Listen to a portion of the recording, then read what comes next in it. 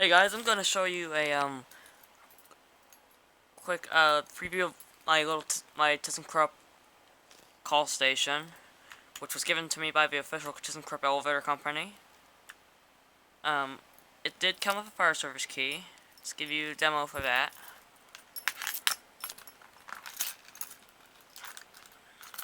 And this was a spare part, I think.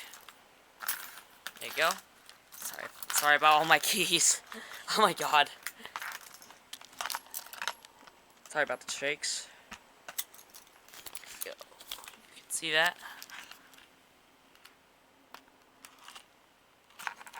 And then just turn it to reset. There you go. And then off. Okay, and that's it.